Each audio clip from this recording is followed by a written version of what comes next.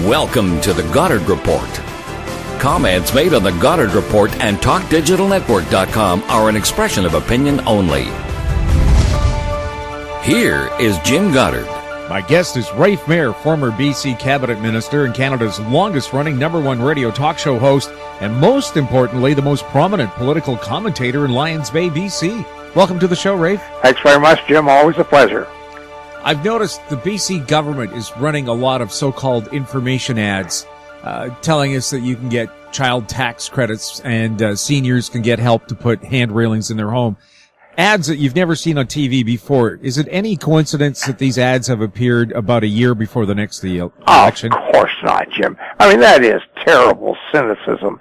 Do you think that Christie and Gumshoe and all of them would do that sort of thing? Actually spend the public's money to toot their own horn because there's an election coming? Perish the thought. Wash your mouth out with soap, my boy.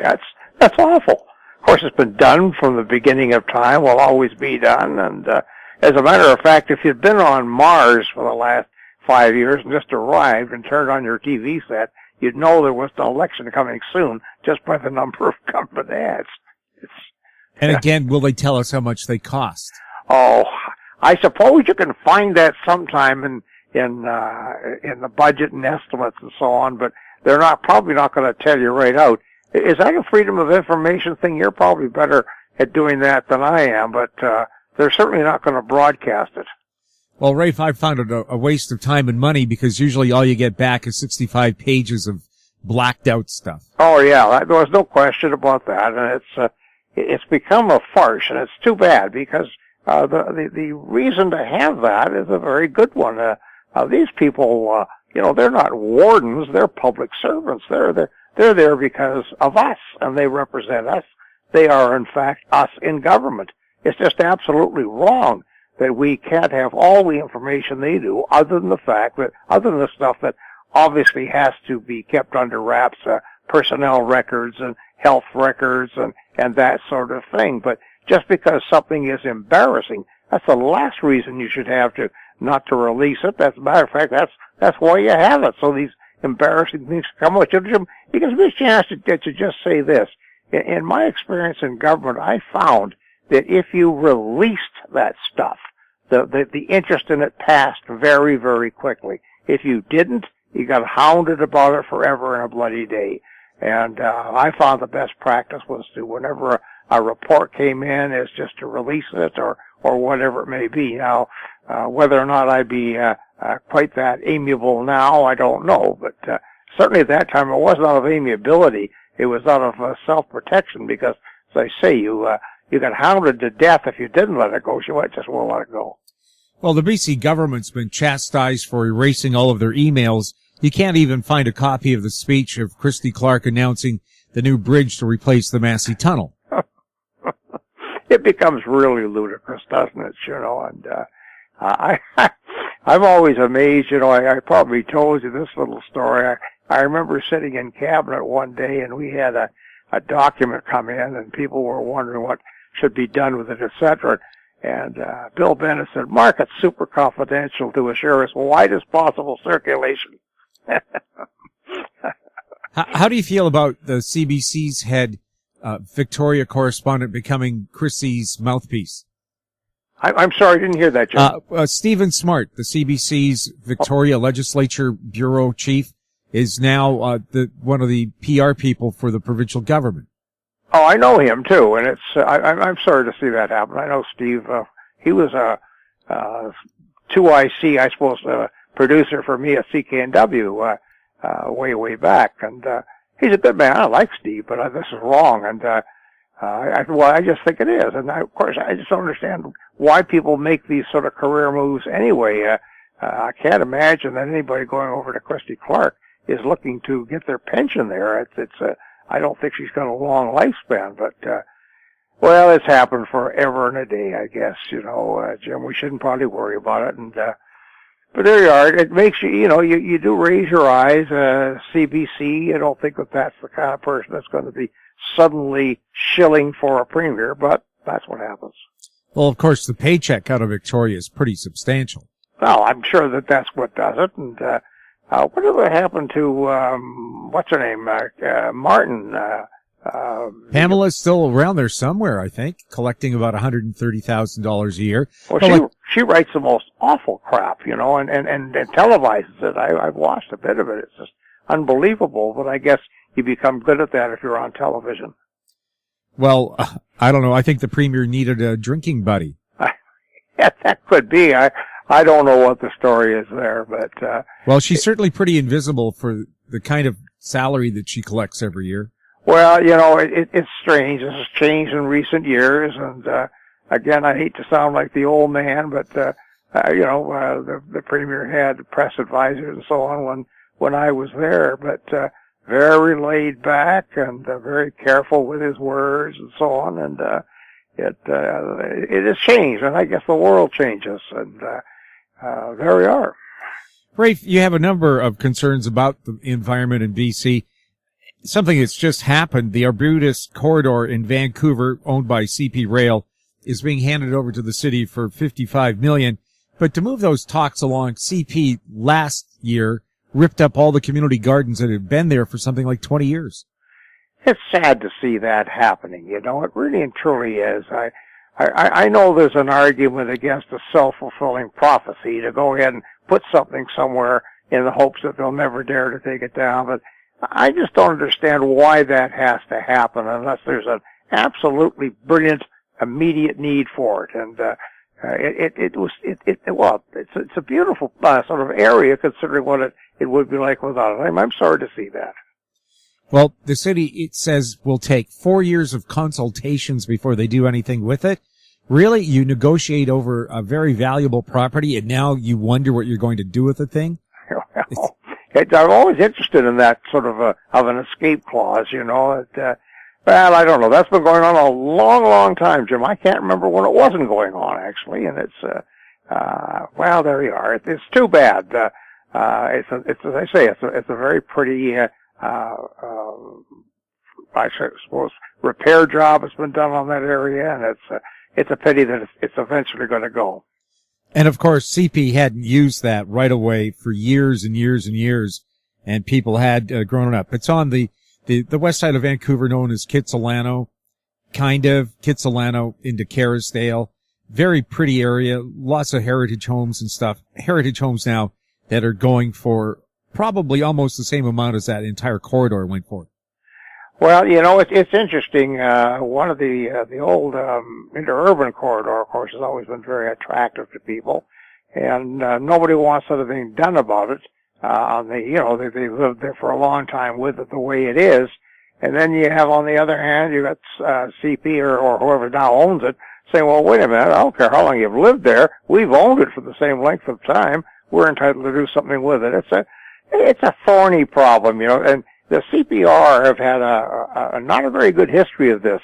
Now this goes back a little before your time, I guess, but there used to be two beautiful green areas in Vancouver, not all that far apart, Shaughnessy Golf Club and Colchetta Golf Club, and they were just willy-nilly gone, and it always troubles me that happens. The CPR got the land for nothing.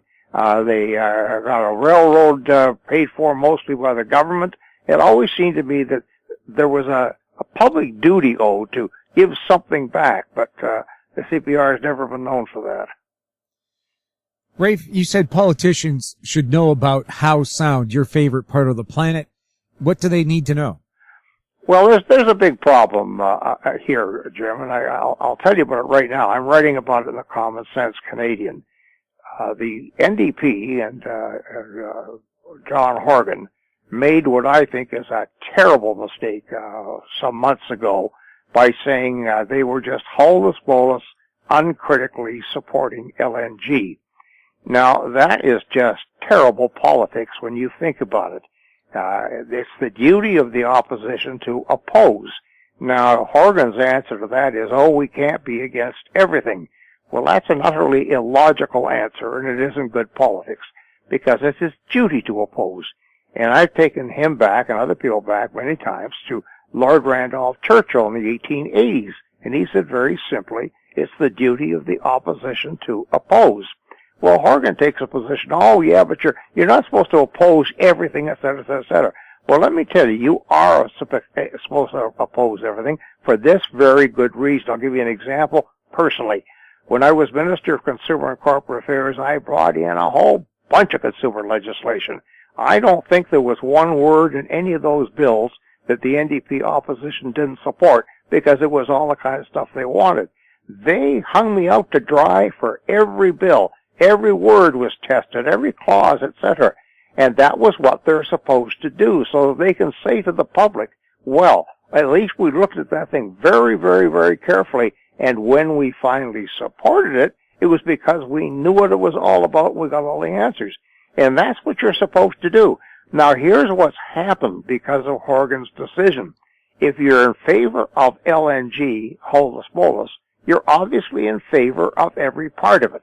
So you can't criticize the fracking, you can't criticize the any of the other extraction process, or the transport of it, or the conversion of the natural gas into LNG, or the tankers that take it down, presumably the Howe Sound and so on. You just can't do that. It's illogical on the one hand to say we're all in favor of LNG, but we're not in favor of it being transported or made or whatever it may be.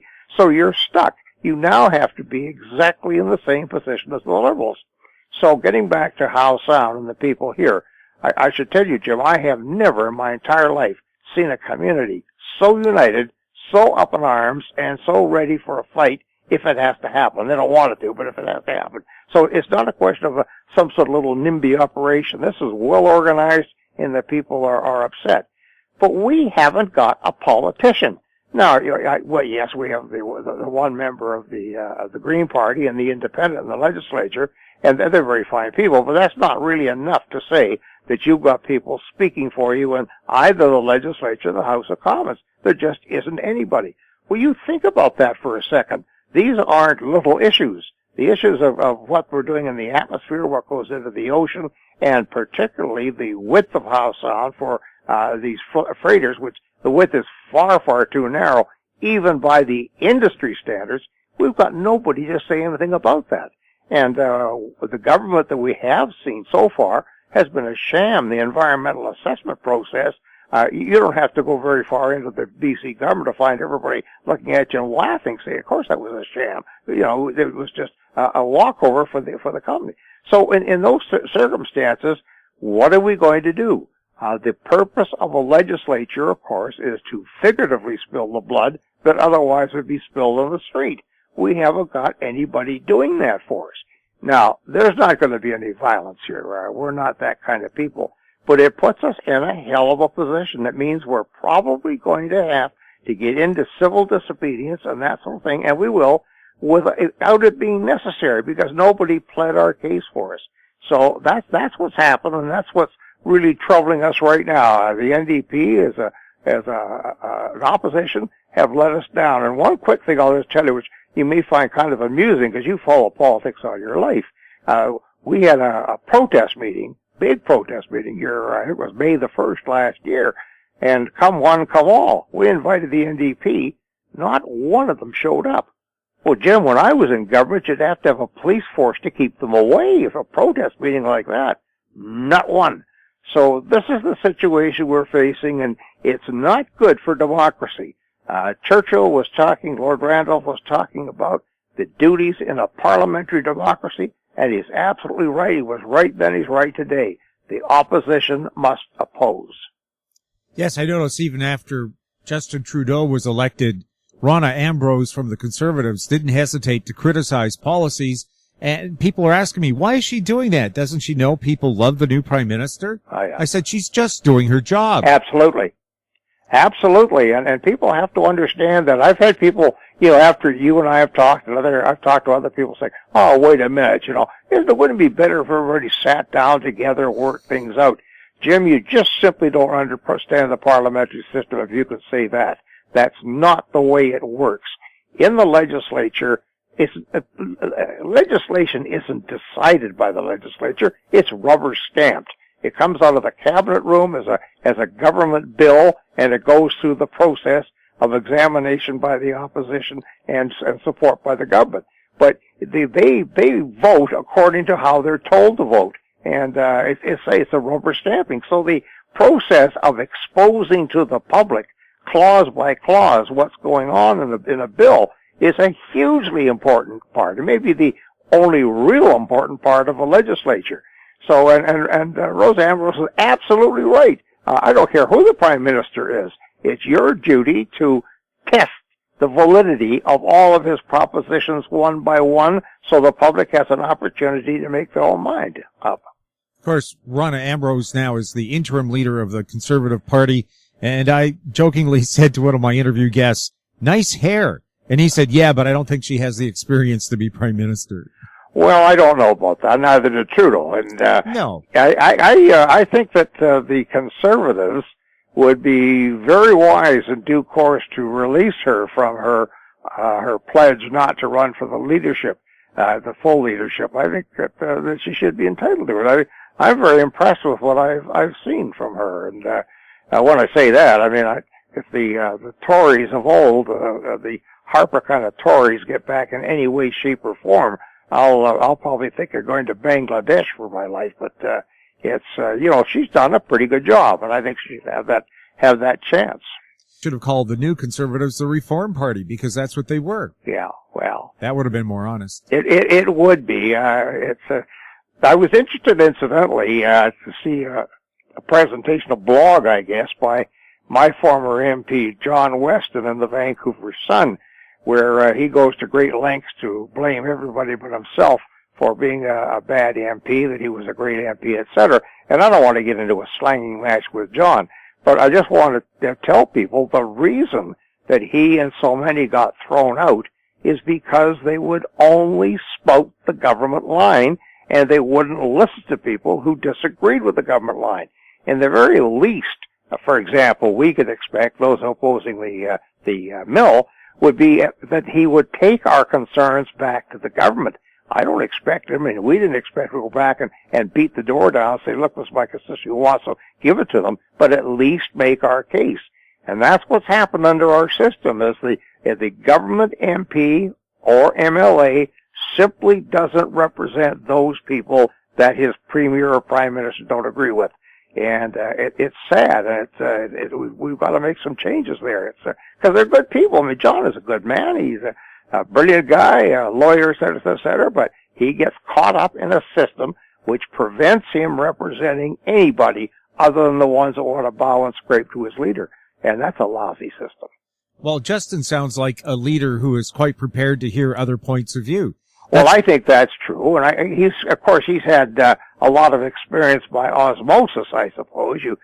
I don't imagine you can be the son of Pierre Trudeau without picking up something along the way, and he would be around politicians for most of his life as he grew up, and so on.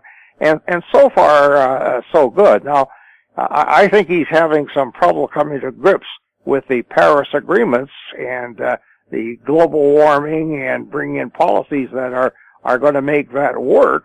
And I get a little scared when I hear that pipelines and other things like that go along with getting rid of greenhouse gases. That strikes me as just a little bit odd. But we'll have to see how it plays out. But I think he's so far so good. Now, I know we always think the American media, big folks, big ideas, and they can get things so wrong. The 60 Minutes special on Prime Minister Trudeau had pictures of Kim Cattrall, the actress on Sex and the City, as his mother, Maggie. I know. I thought that was funny. And if you want my opinion, at that age, maybe even today, Maggie's better looking. We'll have more with Rafe Mair right after the break. Bird Dog, the ultimate tribute to the Everly Brothers and Simon & Garfunkel. Coming to Mission, White Rock, West Vancouver. Buy online and save at ontourtickets.com. In Goddard we trust. Welcome back. We're speaking with Rafe Mair. Rafe, what's your opinion of Donald Trump and the way the Republican Party now officially is trying to dump the guy who's polled the best?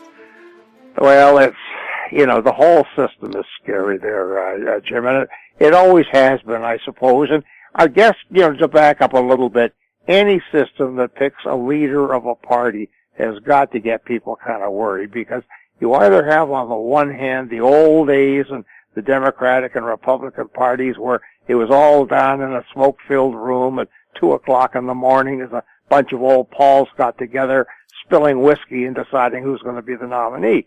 They decided instead of that, what they do is they would go and have the primaries and have the candidates get their delegates beforehand. So with the exception of a group set aside, by and large, if you get the right amount, then you're a winner. Well, you know, under those circumstances, you get all sorts of people just come out of the bloody woodwork to run. Donald Trump has done an extraordinary job. There's no question about that. I shudder to think of him as the president of the world, really. But he has done an incredible job. He has sensed that there is a great deal of unrest amongst the American people. They can't put their finger on what precisely it is, but he knows it's there. He knows if he stirs it up, he's going to get a lot of support. My sense of it is, now, and this is just a long shot, I wouldn't want to bet the ranch on, my sense of it is the Republican Party is going to find some way to stop him. But as it looks right now, he's going to have the most delegates, and he's going to make it. Well, I think Donald has said if the Republicans dump him, he'll run as an independent. Well, yeah, he said he wouldn't, but I wouldn't be at all surprised that he would. This happens before. But you know, Jim, if you go back in history, that doesn't always mean that the main person is going to lose. God, I'm old enough to remember 1948 with Harry Truman. Not only did the former vice president, Henry Wallace, run against him, there was a Dixiecrat ran against him. He had 3 or 4 people run against him from the Democratic Party, and he still won. So, the idea is to win the most votes, not necessarily to be the nicest guy in your own party. But it would hurt. I'll back up this much. I'm not so sure that the Republicans are going to win anyway. I think Hillary Clinton is a pretty strong person, and I think that she's going to have a lot of support. I also think that there is a lot of support for Obama that doesn't show up because of the Republican press and the Republican party. But I think he's got a lot of support, and I think he's going to help Clinton. So I think that Clinton's got the very best chance. But Trump has certainly surprised everybody, and he's done a hell of a job. And I kept thinking all the way along the way. This is the time he falls on his face and says something that nobody will forgive him for. But it looks like they're to forgive him for almost anything. Well, what has been disturbing is the behavior of people at his rallies, attacking people of color, people who might be Muslims. Well, I think it's a horrible, horrible thing. And we saw just a touch of that in our election here with the niqab issue. And I think that's why I said I think that Hillary's in pretty good shape. I think the basic people in the United States don't like that, don't go along with it. I think it's very similar here in Canada. You probably have a lot of people on that niqab issue who are bitching and bellyaching, say, yeah, by God, I think that Harper's right. But when it got right down to it, they thought, no. That's not how we behave in this country. And I think there are a lot of Americans who will go that way as well. I'm so saddened when I see these things like walls on the Mexican border and that kind of stuff, and killing the families of terrorists. And it's just kind of stuff you just don't expect. But as we said, he's getting away with it, and there we are. But that's one of the reasons, probably the main reason. I don't think he can get away with it right up to the nomination time. I think something's going to happen. And of course, he brags about his success as a businessman, but he doesn't mention his failures like Trump University, Trump Vodka, all of his casinos. And how about how many marriages has he gone through? Well, Mitt Romney mentioned those, and he got them on the record. And that probably is what started any reasonable anti-Trump movement going now was Romney. Now, Romney's got a few skeletons in the closet, too. And not only did he lose the last election, he's a multi-cajillionaire, and you can always find things that they have done that aren't necessarily kosher by their standards. But still, he's fairly well respected, certainly more than Trump, and he made some telling points. I think that he's got Trump a little bit on the back foot at this point. We'll have to see, though. Well, Romney made his billions by shutting down factories and selling off their assets and laying off tens of thousands of people. Exactly. Trump says, well, Trump's answer is, well, at least I try to employ people and create businesses that may not all be winners, but I'm doing it to help people out. Yeah. Well, especially himself. Well, of course. That's business. Yeah, what the hell, that's business, and that's politics too. It's just it's one of those things. You don't really hear from one end of the day to the other a hell of a lot of solid policy coming out of any of them. You hear an awful lot of rhetoric, particularly out of the Republicans, but you don't really hear the policy. Mind you, again, we have no reason to be smug here with the kind of meetings we have for nominations of MPs that are stacked, and we have the same as the convention to elect the leaders, etc. They're not necessarily clean the whole way through either. So where you have a political process, you have people sort of mucking about with them. But still, I look at this American system now, and I just shudder, and I think, maybe that smoke-filled room with the glasses of clinking scotch wasn't all that bad a way to go. Well, I think Romney basically said the voters are getting in the way of democracy. Can't have that, can we? Can't have that. Rafe, thanks a lot for chatting with us. Always my pleasure, Jim, anytime. My guest has been Rafe Mair, former BC cabinet minister and Canada's longest-running #1 radio talk show host. You're listening to The Goddard Report on TalkDigitalNetwork.com. Find us on Twitter at TalkDigitalNet. Our popular YouTube channel is Talk Digital Network. Comments about the show can be emailed to info@HowStreet.com. I'm Jim Goddard. Thanks for listening. Comments made on The Goddard Report and TalkDigitalNetwork.com are an expression of opinion only. The Goddard Report is available online and mobile at TalkDigitalNetwork.com. The Goddard Report is a production of How Street Media Incorporated.